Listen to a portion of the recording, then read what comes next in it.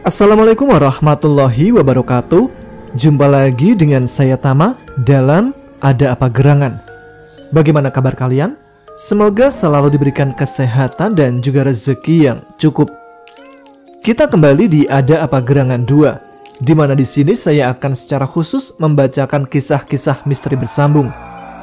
Dan pada pagi ini ada sebuah cerita dari Mas Pudak Brahma yang berjudul Di Antara Dendam.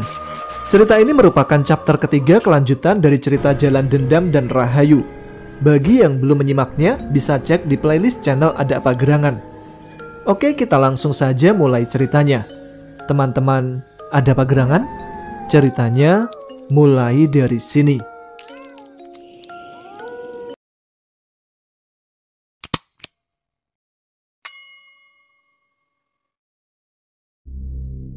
Di sampan, Franz, Freddy, dan Miranda tak berani bergerak sedikit pun.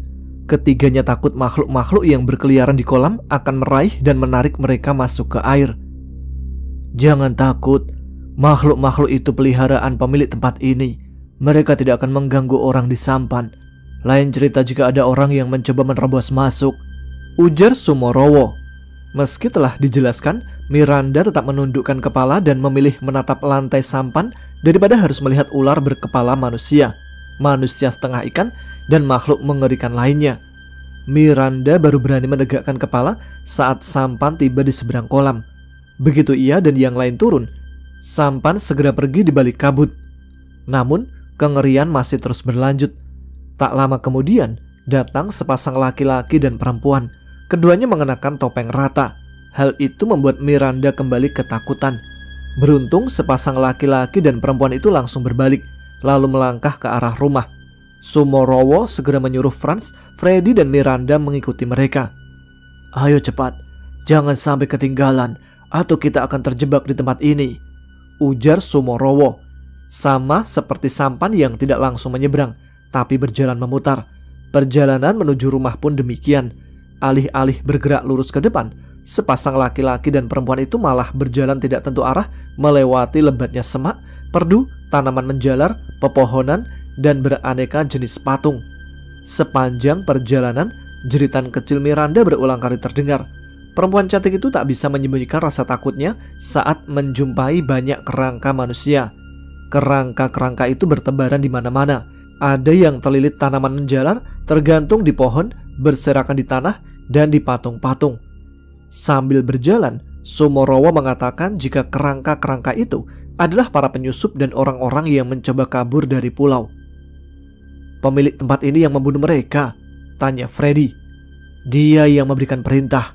Eksekutornya ya tanaman, binatang, dan patung-patung itu, jawab Sumorowo. Patung? Maksudnya Mbah? Tanya Franz bingung. Sumorowo tertawa kecil. Patung-patung itu bukan patung biasa, Franz. Mereka hidup, jawabnya kemudian. Mendengar itu, Franz, Freddy, dan Miranda semakin ketakutan. Ketiganya tidak berani lagi melihat patung-patung yang berdiri di sekitar mereka. Setelah beberapa lama berjalan, keempatnya tiba di rumah Galil dan Mari. Kehadiran mereka disambut oleh dua patung iblis bertangan 4 dan bermata 3. Tidak lama kemudian, pintu rumah terbuka. Seekor anjing hitam bermata merah keluar. Anjing itu menghampiri Sumorowo, lalu menjilat tangannya. Hal yang sama juga dilakukan si anjing kepada Freddy, Franz, dan Miranda. Kemudian barulah Sumorowo mengajak mereka masuk. Sambil berjalan, Franz melihat tangan yang dijilat anjing. Selain rasa dingin, kini ada lingkaran hitam seperti tompel di punggung telapak tangannya. Ini tanda segel, Franz. Selama lingkaran hitam itu ada, anjing-anjing Galil dan Mari akan bisa menemukanmu, terang Sumorowo saat mereka sampai di ruang tamu. Setelah beberapa lama menunggu, Galil bersama Mari muncul. Penampilan sepasang dukun itu jauh dari kesan angker dan klinik. Dengan tubuh berotot yang dipenuhi tato, Galil malah lebih mirip aktor di film-film Yakuza. Demikian juga dengan Mari, perempuan cantik berambut pirang panjang itu tampak seperti artis sinetron daripada dukun. Kau sudah menjelaskan biaya jasa kami tidak murah, Ki? Tanya Galil sambil memotong ujung cerutu lalu menyulutnya. Sudah, Lil, mereka tidak keberatan, jawab Sumorowo. Galil menatap Franz, Freddy, dan Miranda bergantian. "Sekarang paket apa yang kalian inginkan?" tanyanya. "Paket? Maksudnya bagaimana, Pak?" balas Franz bingung. Galil lalu menjelaskan sistem kerjanya. Ia memiliki 2 macam paket layanan. Paket pertama berbiaya standar, tapi konsumen harus mampu memberikan tambahan biaya kapanpun diminta oleh Galil. Besarnya biaya itu disesuaikan dengan tingkat kesulitan yang dihadapi. Paket kedua memiliki biaya jauh lebih tinggi, namun selanjutnya tidak ada biaya lagi. Dikarenakan besarnya jumlah biaya yang diminta, Franz, Freddy, dan Miranda memilih menghubungi para penyandang dananya. Hal itu tidak membutuhkan waktu lama. Para akuntan dan konsultan pajak dari banyak perusahaan itu dengan cepat memberikan persetujuan. Bagi mereka, nilai nominal yang diminta Galil hanya uang receh jika dibandingkan dengan hasil manipulasi pajak yang selama ini mereka lakukan. Setelah mendapatkan persetujuan, Galil menanyakan dengan cara apa Pak Hakim harus diperlakukan. Sama seperti sebelumnya, Franz, Freddy, dan Miranda meminta Galil membuat Pak Hakim sebagai mayat hidup atau kembang bayang.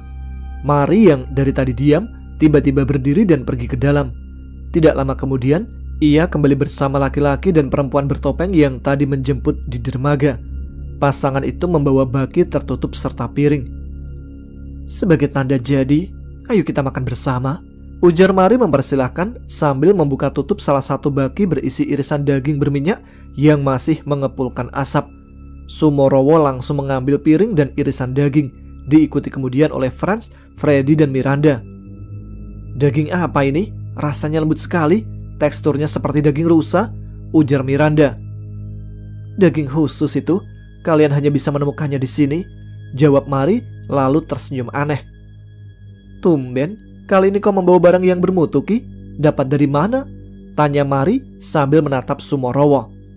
"Dari kandang Sarbin Mar, kebetulan ada yang baru melahirkan," jawab Sumorowo. "Sarbin ya? Sudah lama dia tidak datang ke sini. Tampaknya setelah bersekutu dengan Kalawanara, ia sudah tidak membutuhkan kami lagi," ujar Mari. "Tidak masalah, Mar. Toh kita juga tidak kekurangan pelanggan. Koruptor di negeri ini jumlahnya sangat melimpah. Bahkan dalam sebuah instansi atau institusi, orang korup yang kerap disebut oknum itu mungkin lebih banyak dari yang bukan. Bukankah begitu, Tuan Franz, Freddy, dan Miss Miranda?" Franz, Freddy, dan Miranda hanya tersenyum kecil mendengar pertanyaan Galil. Namun, senyuman itu segera menghilang ketika Mari membuka tutup baki kedua. Perut Miranda langsung mual ketika menyaksikan kepala, tangan, serta kaki bayi yang ada di baki. Hal yang sama juga dirasakan Franz dan Freddy. Isi perut mereka pun bergejolak. "Jangan berani-berani memuntahkannya. Itu akan dianggap penghinaan," ucap Sumorowo memberikan peringatan. Franz, Freddy, dan Miranda berusaha sekuat tenaga menahan diri agar tidak memuntahkan daging yang baru saja mereka makan. Sementara itu, Galil serta Mari melihat perjuangan ketiganya sambil menggerogoti tangan dan kaki bayi panggang. Kedua orang itu tampak sangat menikmati penderitaan Franz, Freddy, dan Miranda. Setelah Sumorowo, Franz, Freddy, serta Miranda pergi, Galil dan Mari segera pergi ke ruangan rahasia untuk memulai ritual peneluhan Pak Hakim. "Apa yang sebaiknya kita kirim, Lil?" tanya Mari. "Lawan kita bangsa burung, rubah saja, Mar. Sedang untuk si Hakim, tanam saja padi di tubuhnya," jawab Galil. Mari lalu pergi ke sudut ruangan. Ada beberapa peti berisi tanaman di sana. Perempuan itu menghampiri salah satu peti yang ditumbuhi alang-alang berwarna hijau kehitaman. Mari mencabut daun-daun tanaman yang ditanam di tubuh mayat dan disiram dengan darah itu. Kemudian ia mulai membuat boneka. Di saat yang sama, Galil sedang membakar dupa di depan patung seekor rubah merah sambil membaca mantra dan menyirami patung dengan darah. Tidak lama kemudian, patung itu mengeluarkan asap. Asap itu lalu berubah menjadi perempuan cantik berbaju merah. "Katakan apa perintahmu?" tanya Tasani, jin penghuni patung rubah. "Bunuhlah siapapun yang mencoba menolong mangsaku," jawab Galil. "Apakah syaratku sudah siap?" tanya Tasani. "Ada di tempat biasa, silahkan nikmati," balas Galil. Dengan cepat, Tasani menghilang dan muncul kembali di sebuah apartemen yang letaknya jauh dari pulau buatan. Di kamar itu, terdapat seorang pemuda yang sedang tidur. Si pemuda langsung terbangun ketika menyadari kehadiran Tasani. "Siapa kau? Mengapa di sini?" tanya Joko. Aku diminta Tuan Galil menemanimu malam ini. Ia mengatakan kerjamu bagus, jawab Tasani, lalu berjalan mendekat sambil tersenyum manis. Joko terpaku. Ia seolah tidak percaya dengan apa yang diucapkan Tasani. Namun karena tidak ingin menyia-nyiakan kesempatan, pemuda yang baru sebulan bekerja di perusahaan Galil itu pun segera menyambut ajakan romantis Tasani. Joko baru menyadari kesialannya ketika di tengah permainan wajah Tasani tiba-tiba saja berubah dan menggigit lehernya. Di pulau buatan, Mari telah menyelesaikan bonekanya. Ia lalu memanen benih padi dari salah satu peti mati. Benih-benih itu dimasukkan ke perut boneka. Kemudian setelah membaca mantra, boneka itu direndam dalam guci kecil berisi darah. Ketika Tasani tiba di rumah Pak Hakim, ia terhalang oleh pagar gaib yang dipasang oleh Mbah Pram. Pagar itu juga membuat teluh kiriman Mari kesulitan masuk. Mau tidak mau, Tasani harus mencari Mbah Pram untuk membunuhnya. Akan tetapi, Mbah Pram ternyata telah datang ke sana karena tahu ada serangan baru kepada Pak Hakim. Demi keamanan, Mbah Pram langsung meminta Widya dan anaknya meninggalkan rumah. Kemunculan Ujung Ulung disambut oleh Tisani dengan tikaman tombak. Mereka pun bertarung sengit. Pedang ron gelagah Ujung Ulung menjadi lawan sepadan dari tombak berkait Tasani. Dalam pertempuran itu, Tasani tak hanya memakai ilmu tombak saja. Ia juga menggunakan kemolekan tubuhnya untuk mengacaukan pikiran Ujung Ulung. Cara licikmu tidak berlaku untukku, Nyai. Lagi pula kau masih jauh dari seleraku, ejek Ujung Ulung sambil meningkatkan serangannya. Bangsat, kau pasti akan menyesal menghinaku, umpat Tasani yang merasa terhina harga dirinya. Sementara itu, Mbah Pram juga sedang berjuang mempertahankan pagar pelindung Pak Hakim dari gempuran Galil dan Mari. Karena kalah kuat, Mbah Pram pun terdesak. Hal itu mengakibatkan pagar pelindung melemah dan teluh Mari berhasil menembusnya. Mbah Pram pun ganti fokus untuk memusnahkan teluh Mari. Mbah Pram akhirnya tidak mampu bertahan. Serangan Galil membuat laki-laki tua itu terjungkal dan memuntahkan darah hitam. Hal itu menyebabkan konsentrasi Ujung Ulung pecah. Serangan-serangan Ujung Ulung menjadi tidak terarah. Hal ini dimanfaatkan sebaik-baiknya oleh Tasani. Tak butuh waktu lama, tombak berkait jin rubah itu berhasil melukai Ujung Ulung. Merasa tak mungkin bisa bertarung dengan baik dan mengkhawatirkan nasib Mbah Pram, Ujung Ulung memutuskan melarikan diri. Dengan cepat ia meloncat mundur dan menyambar tubuh Mbah Pram, lalu bergegas kabur. Pelarian Ujung Ulung berhasil. Meski untuk itu, ia harus mendapatkan beberapa luka baru di punggung akibat tikaman Tasani. Ujung Ulung membawa Mbah Pram ke Kedung Menur. Dikarenakan Mbah Pram bersama Ujung Ulung menolong Pak Hakim atas kesadaran diri dan bukan perintah Kedung Menur, Dewi Rara Petak menolak memberikan bantuan. Ujung Ulung paham tentang hal itu. Ia hanya memohon agar Mbah Pram bisa tinggal sementara di sana. Sementara ia akan pergi ke Lawu untuk menemui Mian. Galil dan Mari juga tahu jika Mbah Pram berada di Kedung Menur. Namun karena tidak ingin menambah musuh, mereka memilih mengabaikannya dan fokus dengan Pak Hakim. Untuk berjaga-jaga jika keluarga Pak Hakim memanggil dukun baru, Galil mengirim Atong, jin berwujud bocah berkulit hijau yang tubuhnya kebal dari senjata, dan Mustika untuk menemani Tisani. Di Lawu, usai mendengar cerita Ujung Ulung, Mian bergegas ke Kedung Menur. Di sana Mian langsung membawa kembali Mbah Pram ke Lawu. Bersama Moza, ia berusaha mengobati luka Mbah Pram. Setelah itu, atas paksaan Mbah Pram, mereka segera kembali ke tempat Pak Hakim. Kali ini ganti Mian yang harus berjuang menghancurkan dinding penghalang Galil. Setelah beberapa saling hantam, Mian berhasil merusak dinding tersebut. Mian lalu menitipkan Brahma kepada Mbah Pram, sementara ia dan Ujung Ulung masuk ke dalam untuk melihat keadaan Pak Hakim. Melihat kemunculan mereka, Tasani dan Atong langsung menyerang. Ujung Ulung segera menghadang gerak Tisani. Ia ingin membuat perhitungan dengan jin rubah betina itu. Dengan cepat, keduanya pun segera berpindah alam dan bertempur dengan sengit. Mian dan Atong menyusul kemudian. Widya tiba-tiba muncul dari dalam. Sambil menangis, ia meminta Mbah Pram masuk untuk mengobati Pak Hakim. Tunggu dulu, Bu. Sudah ada saudara saya dan Ujung Ulung di dalam. Sebaiknya kita menunggu di sini, ucap Mbah Pram. Brahma menatap Widya dalam-dalam. Entah mengapa, ia merasa tidak nyaman dengan kehadiran perempuan itu. Meski samar, Brahma bisa merasakan adanya energi gelap memancar dari tubuh Widya. Baru saja Brahma akan memberitahukan kecurigaannya kepada Mbah Pram, Widya tiba-tiba mengulurkan kedua tangannya untuk mencekik Mbah Pram. Brahma yang sudah mempersiapkan diri langsung menghantam pinggang Widya dengan seluruh energinya. Akibat dari pukulan itu, tubuh Widya terdorong ke samping, serangannya pun gagal. Bocah laknat, kubunuh kau. Maki jin yang menguasai tubuh Widya sambil meloncat ke arah Brahma. Mbah Pram segera menghadang gerak Widya. Tongkat bambu kuningnya melintang menyilang di depan dada. Lawanmu adalah aku, bukan anak itu. Kau pikir aku tidak tahu kau bukanlah Bu Widya? Ucap Mbah Pram. Widya menggeram, wajahnya berubah pucat dan matanya membesar. Saat membuka mulut, tampak gigi taringnya telah memanjang. Hal yang sama juga terjadi pada ke-10 kuku tangannya. Melihat hal itu, Mbah Pram segera menyerang dengan tongkatnya. Kau bisa ilmu halimun atau ilmu pengabur, Bram? Tanya Mbah Pram sambil bertarung. Bisa, Mbah, tapi tidak sempurna, jawab Brahma. Gunakan sekarang untuk menghindari perhatian, perintah Mbah Pram. Brahma pun mulai mengerahkan ilmu yang selama ini dianggapnya ilmu pengecut itu. Dalam hati, ia diam-diam mengutuk kebodohannya. Berguna atau tidak, bergantung situasi dan kondisi. Suatu hari nanti kau pasti akan memahaminya, Bram. Satu hal yang pasti, apapun yang kau pelajari tidak akan sia-sia. Sebab yang sia-sia adalah mereka yang tak mau mempelajari apa-apa, atau ilmunya tidak memberikan manfaat bagi sesama dan semesta. Sambil berusaha mempertahankan kekuatan energinya, Brahma kembali merenungkan kembali jawaban Mian ketika ia menolak mempelajari Aji Panilap. Kau benar ya, tidak ada ilmu yang sia-sia.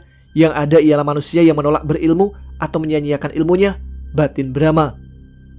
Ujung Ulung mengamuk, pedangnya menyambar-nyambar seperti kilat. Serangan itu disambut Tasani dengan kebuasan dan kecepatan yang sama. Tombak berkaitnya berulang kali beradu kekuatan melawan pedang Ujung Ulung. Di lain tempat, Atong berhasil membuat Mian kebingungan. Bocah hijau itu mampu berpindah tempat dengan cepat. Ilmu kebalnya juga menyebabkan serangan-serangan Mian sulit menembusnya. Hal ini dikarenakan sifat ilmu kebal Atong berbeda dengan ilmu kebal yang umum. Energi yang menyerangnya seolah lenyap sebelum menyentuh tubuh jin itu. Jika terus begini, energiku pasti akan habis sia-sia, batin Mian. Aku harus menemukan kelemahan jin ini secepatnya. Atong yang merasa tidak terkalahkan semakin ganas menyerang. Tubuhnya bergelung seperti bola dan meluncur cepat memburu kemanapun Mian pergi. Benturan demi benturan energi terjadi. Karena tidak mampu menyerang, Mian pun terdesak. Melihat situasi tidaklah menguntungkan, Ujung Ulung mengusulkan untuk mundur. Mian setuju. Keduanya bergegas meninggalkan lawan-lawannya.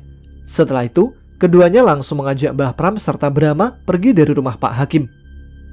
Pengecut, mau kabur kemana kalian? Teriak jin yang menyusupi Widya. Kami pasti kembali, tunggu saja, balas Brahma sambil menudingkan jari telunjuknya. Mian, Mbah Pram, Brahma dan Ujung Ulung lalu kembali ke lereng Lawu. Di sana Mian menceritakan apa yang terjadi di rumah Pak Hakim. Bahkan catur tunggal tak mampu menyentuhnya, An? Tanya Condromowo. Tidak, Dra, energiku lenyap sebelum sempat mengenai tubuhnya, jawab Mian. Ini aneh, ilmu apa yang digunakan jin itu? Bahkan lembu sekilan saja tak mampu melenyapkan energi serangannya, ucap Condromowo. Mungkin itu bukan ilmu Ndra, tapi memang kemampuan asli dari jenisnya. Apapun itu, kita harus menemukan cara untuk mengalahkannya, balas Mian. Yang pasti tahu adalah si pemilik jin.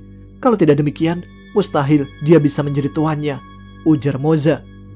Mantra pengikat, mungkin hal itu yang menjadi kelemahannya. Bukankah begitu, Tuan?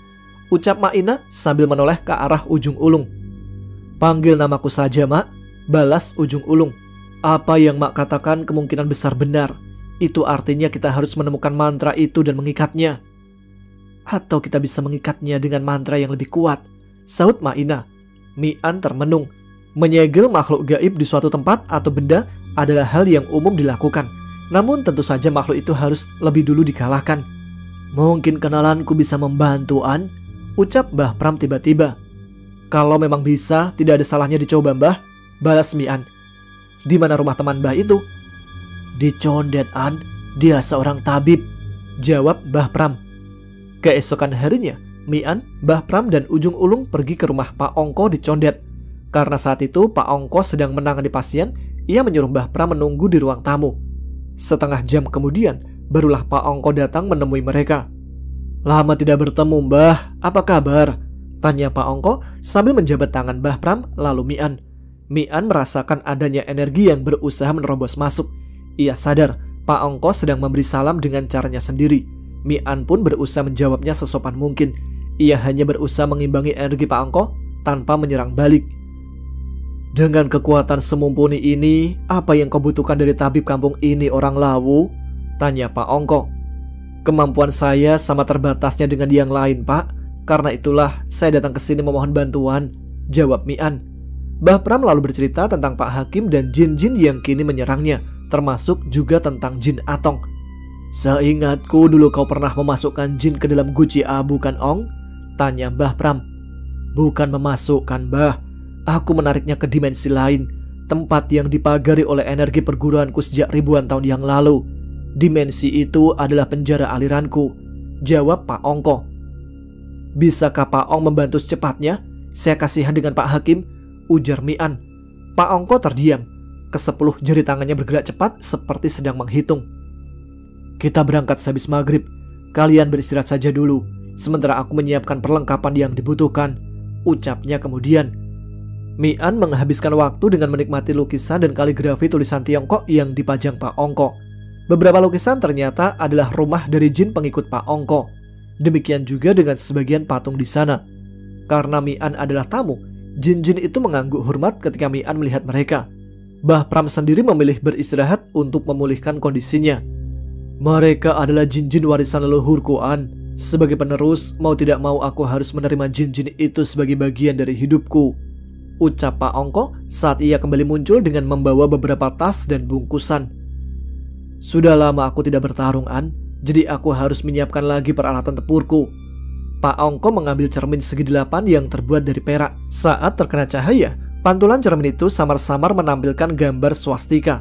Selain cermin, Pak Ongko juga mengeluarkan sehelai baju hitam berhias gambar lingkaran yin dan yang serta naga, serta sebuah pedang kayu beraroma wangi cendana. Dari sebuah kantong, Pak Ongko menumpahkan puluhan keping uang kuno di mejanya. Keping-keping uang yang tengahnya berlubang itu lalu dirangkainya dengan seutas tali kecil berwarna merah. Hasilnya adalah sebuah ikat pinggang dan sebatang pedang. Sambil mengamati semua proses itu, Mian bisa merasakan energi yang memancar dari barang-barang Pak Ongko tak bisa dipandang sebelah mata. Sudah selesai. Semoga ini mampu melawan jin-jin itu, An, ujar Pak Ongko setelah menyusun benda-benda itu dan membakar dupa. Tepat seusai sholat maghrib, Mian, Mbah Pram, Pak Ongko, dan Ujung Ulung berangkat menuju rumah Pak Hakim. Di tengah perjalanan, Condromowo mendadak muncul dan bergabung. Mian yang khawatir dengan Moza, Maina, Brahma, dan Arum menanyakan alasan kedatangan Condromowo. Moza yang menyuruhku, An. Soal mereka kau tidak usah khawatir. Mereka ada di lembah Mayangkara, jawab Condromowo. Mendengar hal itu, perasaan Mian menjadi tenang. Mereka pun segera melanjutkan perjalanan. Namun, belum sampai ke rumah Pak Hakim, tiba-tiba saja Tasani, Atong ditemani beberapa jin lain muncul di hadapan mereka. Setelah berpindah dimensi, jin-jin itu langsung menyerang Mian, Mbah Pram, Pak Ongko, Ujung Ulung, dan Condromowo. Saat melihat Atong, Pak Ongko langsung paham jin itulah yang dimaksud oleh Mian. Ia pun langsung mengambil pedang kayu cendana, lalu menghadang gerak Atong. Senjatamu tidak akan berguna melawanku, tukang sulap, ejek Atong sambil memamerkan giginya yang seperti gergaji. Pak Ongko tidak menjawab. Ia malah menggigit ibu jari tangan kirinya hingga berdarah. Darah itu lalu diusapkannya ke bilah pedang. Sedetik kemudian, bilah pedang berubah warna menjadi semerah darah. Tanpa menunda lagi, Pak Ongko langsung meloncat menyerang Atong. Seolah ingin memamerkan kekuatannya, Atong tidak menghindar. Ia malah dengan sengaja menerima serangan-serangan Pak Ongko sambil sesekali tertawa mengejek. Sudah aku katakan, pedang mainanmu itu tak ada gunanya, Pak Tua, ujar Atong. Aku tahu itu, balas Pak Ongko lalu tersenyum. Melihat Pak Ongko tersenyum, Atong jelas kebingungan. Ia mengira Pak Ongko sudah kehilangan kewarasan karena tidak mampu melawannya. Atong pun berniat maju untuk membunuh Pak Ongko secepatnya. Akan tetapi, tiba-tiba saja gerakannya terhenti dan ia tidak bisa bergerak. Atong kebingungan dan berusaha mencari tahu penyebabnya. Tidak usah repot-repot mencari. Kau sudah terjebak dalam gerbang penyucian. Ilmu kebalmu mungkin tidak terlawan, tapi kau jelas bisa dilawan, ucap Pak Ongko. Tanpa sepengetahuan Atong, Pak Ongko telah melemparkan cermin segi 8-nya ke atas. Cermin itu lalu mengikuti makhluk yang ditandai oleh energi pedang darah Pak Ongko, kemudian menguncinya dengan pancaran sinar ke tubuh mangsanya. Atas kuasa penerima mandat pembawa kunci, Terbukalah gerbang penyucian, seru Pak Ongko sambil menancapkan pedangnya ke tanah. Cermin di atas Atong berputar seperti pusaran. Tidak lama kemudian terbentuklah lingkaran hitam di bawahnya. Pelan tapi pasti, tubuh Atong terhisap menuju lingkaran hitam tersebut. Jin itu berusaha melawan sekuat tenaga, tapi sia-sia. Ia pun akhirnya tertelan masuk dan menghilang dalam lubang hitam. Kekalahan Atong membuat Tasani gelisah, apalagi saat ia melihat kawan-kawannya masih belum bisa mengalahkan Mian, Condromowo serta Mbah Pram. "Jangan melihat yang lain, rubah dekil. Lawanmu itu aku," ucap Ujung Ulung sambil menyabetkan pedangnya. Ujung Ulung yang tahu Tasani kebingungan semakin ganas menyerang. Pedangnya mematuk-matuk dengan cepat, mengincar titik-titik kematian di tubuh lawannya. Di lain tempat, Mian sedang bertarung sengit dengan manusia kera bertangan 4 dan berekor ular.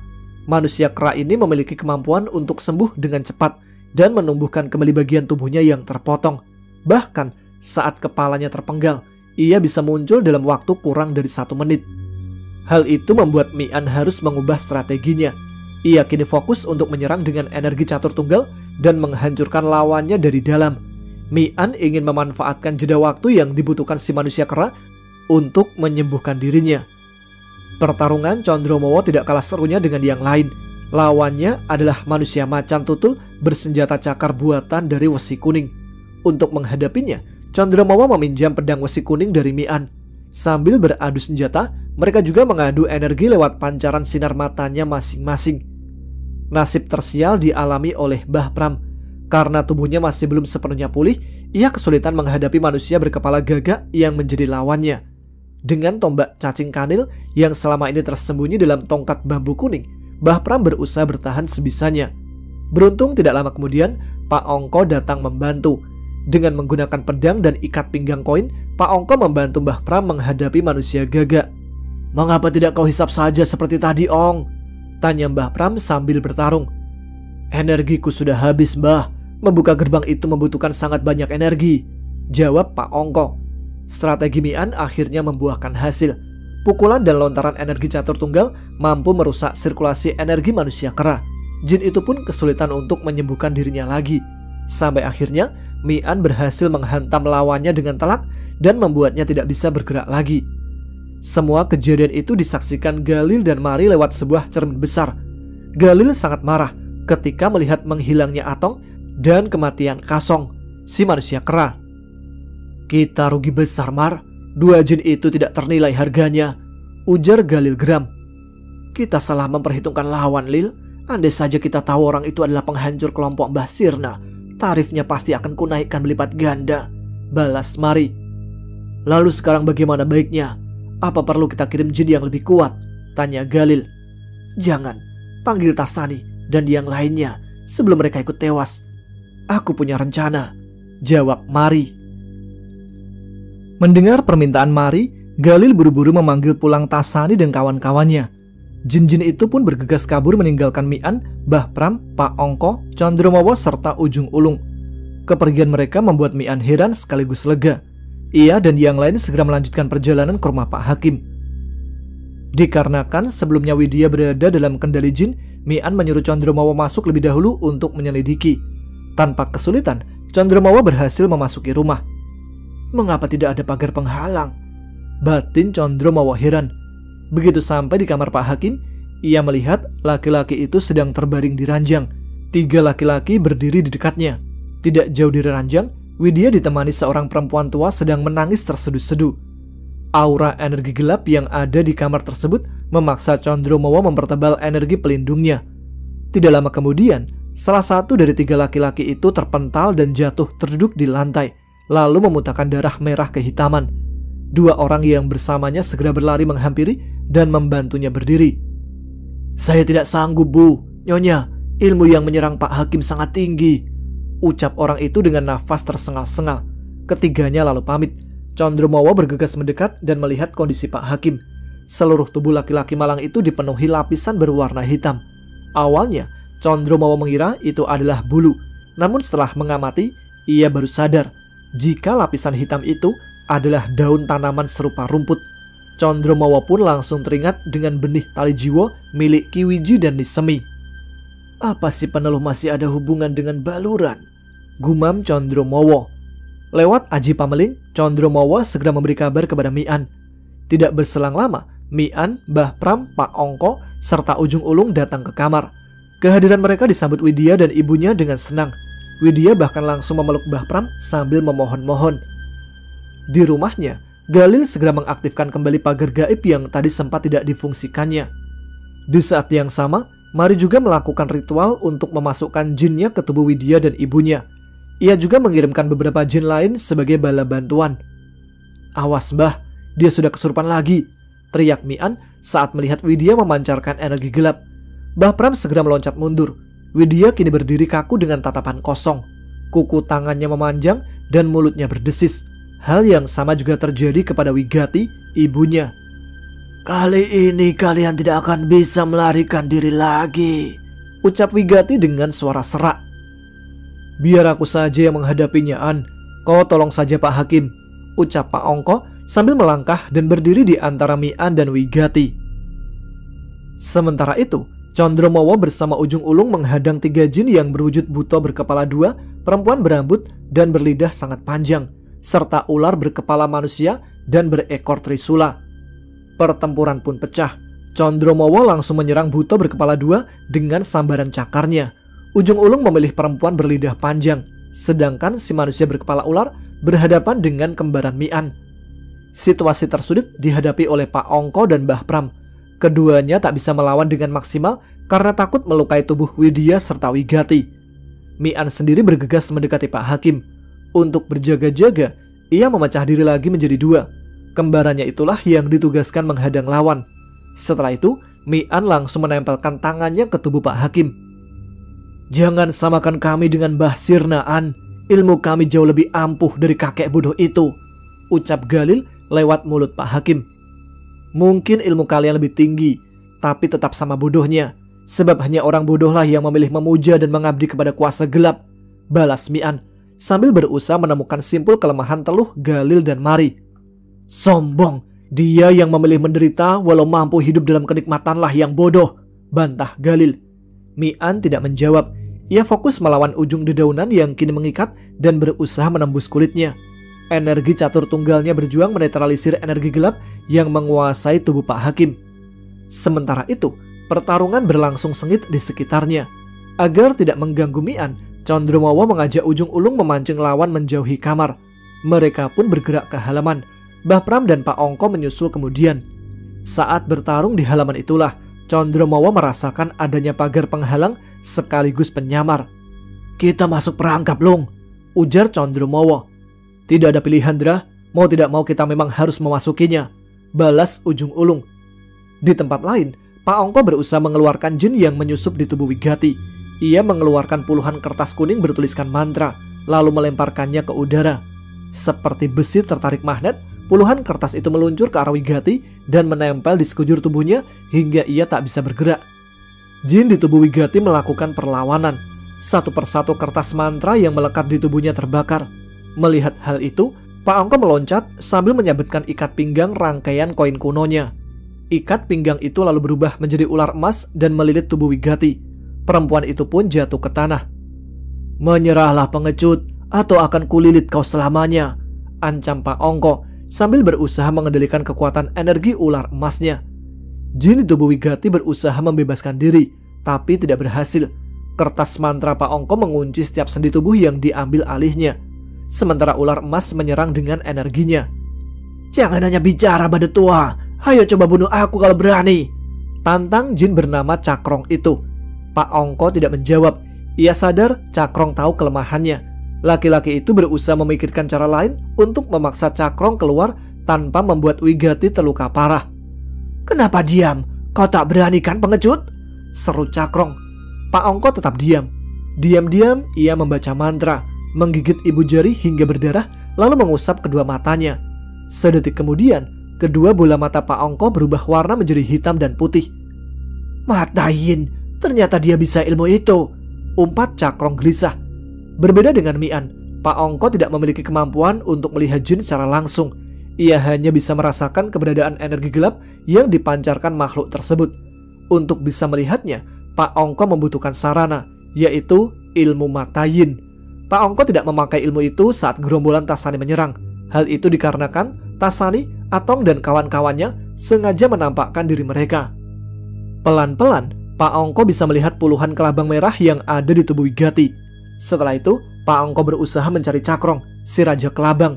Saat berhasil menemukannya, Pak Ongko menunggu hingga Cakrong berada di bagian tubuh yang tidak mematikan.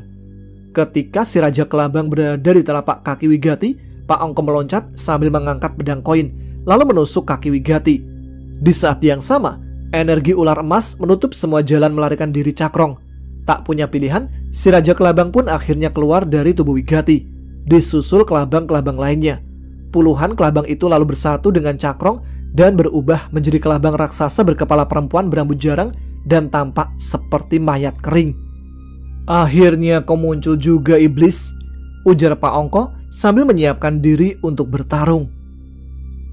Di palagan lain, Mbah Pram berusaha mengunci gerak Widya dengan taburan garam laut yang telah dicampur dengan merica, irisan, bangle, kayu bidara, pandan wangi, kayu pule, dan bahan-bahan lainnya. Widya menjerit setiap kali terkena lemparan Mbah Pram. "Ayo bertarung keparat, jangan hanya berani bermain curang," umpat Jurong, jin tubuh Widya. "Keluarlah dari tubuh itu maka aku akan melayanimu," balas Mbah Pram. Sadar tak punya pilihan, Jurong memilih menerima tantangan Mbah Pram. Jin berwujud mirip kuntilanak hamil, berwajah rusak, berbelatung, dan berbaju compang-camping berlumuran darah itu pun meninggalkan tubuh Widya. Aroma busuk bangkai langsung menyebar saat Jurong muncul. Tanpa peringatan, Jurong melesat cepat menyerang. Kuku-kuku panjang runcingnya mengincar kepala Mbah Pram. Tak ingin mati konyol, Mbah Pram meloncat mundur sambil mengayunkan tombak cacing kanilnya. Seperti burung hantu memburu mangsa, Jurong mengejar kemanapun Mbah Pram pergi. Hal ini membuat Mbah Pram kesulitan menggunakan ramuan garamnya. Keduanya pun bertarung sengit. Tombak Mbah Pram berulang kali berbenturan dengan tangan Jurong. Awalnya pertarungan berlangsung seimbang. Namun di tengah pertempuran terjadilah hal tidak terduga. Saat Mbah Pram sibuk melayani sepasang tangan Jurong, tiba-tiba saja perut buncit jin itu pecah. Sesosok bayi mengerikan yang keluar dari perut itu langsung meloncat dan menyerang Mbah Pram. Si bayi berhasil meraih leher Mbah Pram dan berusaha menggigitnya. Laki-laki tua itu pun jatuh berguling di tanah, berjuang melepas si bayi dari tubuhnya. Melihat itu, Jurong tertawa panjang. Ia yakin Mbah Pram tak lama lagi akan tewas terkena gigitan beracun dari bayinya.